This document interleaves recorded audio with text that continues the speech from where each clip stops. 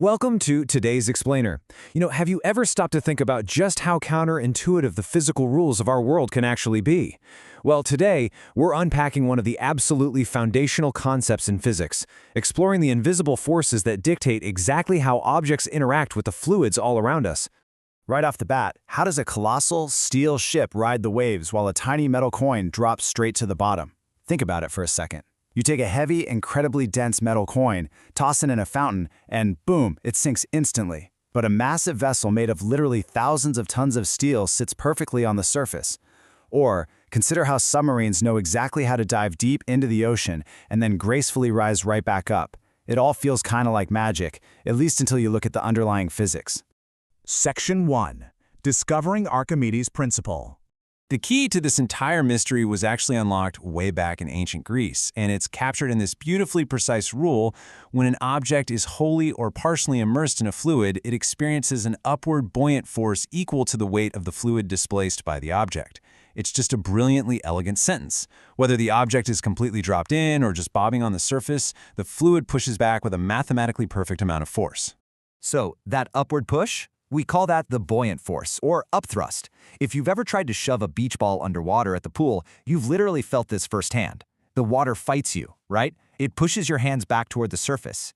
It is this constant, invisible battle happening the very second an object meets a fluid. Section 2. The Mechanics of Buoyancy.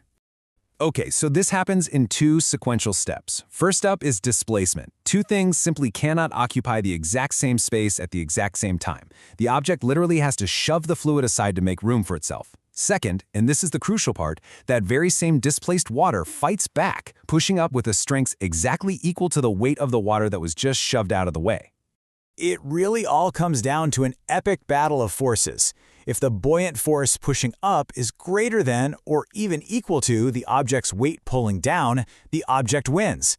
It beats gravity and floats, kind of like a wooden block.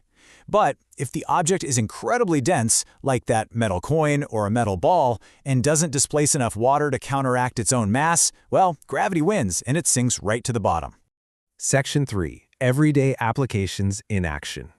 Now, Archimedes' principle isn't just some dusty old theory. It has a massive amount of practical applications that completely shape how we navigate the world. By mastering buoyancy, we've been able to manipulate these forces of weight and displacement to our immense advantage in ways that absolutely surround us every day. In fact, this single principle governs both liquids and gases everywhere. It's exactly why massive ship hulls are shaped the way they are, to displace huge volumes of water. It's how submarines act as these incredible engineering marvels, actively shifting their weight so they can hover or dive on command. It's the reason a life jacket keeps you safe by increasing your displacement without really adding any mass. We even use tools called hydrometers to measure the density of liquids based on how high or low they float.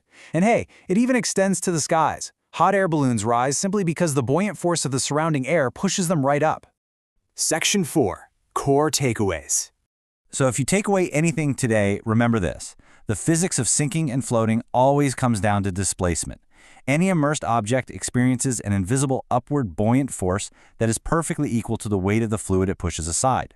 Grasping this single, elegant rule really unlocks the mysteries behind centuries of human engineering and natural phenomena.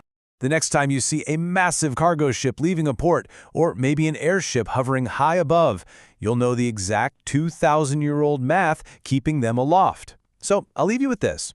How else might this invisible force of buoyancy be shaping the world around you right now?